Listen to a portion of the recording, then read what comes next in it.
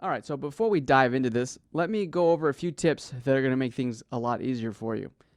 Tip number 1 is posture. Have some freaking pride, okay? I want you to really be proud of what you're doing right now and have some confidence. That involves using a good sitting posture. Get in a comfortable position, make sure you're sitting up as straight as you can, and keep the guitar tight against your body. If you're sitting, make sure you're in an armless chair or a stool instead of on your couch or in your bed. Actually, the best practice chairs are the simple fold-up style that you can get at most stores. They're inexpensive, obviously they're armless, and they put you at a good height off the ground to be comfortable throughout your practicing. If this isn't an option, you can consider standing. Tip number 2 is thumb position. Your thumb needs to be in different positions at different times depending on what you're playing. But for this exercise, the thumb should be about halfway behind the neck, applying some light pressure, but also being relaxed, something like this. Tip number 3 is wrist position. As with the thumb, your wrist tends to be in different positions at different times depending on what you're playing. The most common wrist positions look something like this.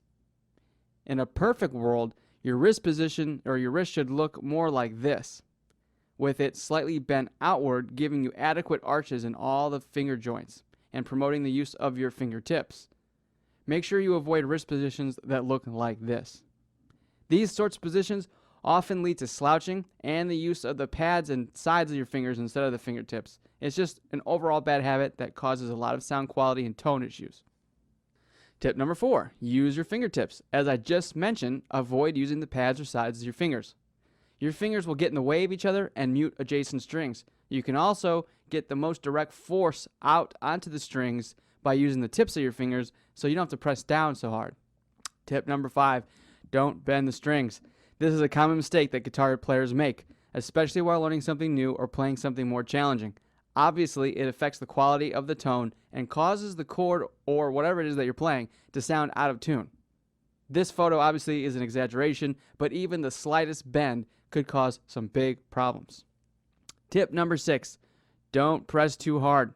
A lot of guitarists tend to put way too much pressure on the strings trying to get them to sound right. This makes sense since in the beginning of your playing you had to apply a lot of force to get the string to vibrate. But now that your hands are stronger and you've developed some calluses, you don't need to press so hard anymore. Pressing too hard causes fatigue in the hand and also shifts the pitch of the string, similar to what bending the string would do. Apply only enough pressure to make the string vibrate clearly and no more. Tip number 7, use a strap. Whether you're in a standing or sitting position, using a guitar strap will keep the guitar tight against your body and prevent you from having to hold it. It also allows you to go from a standing to a seated position pretty quickly.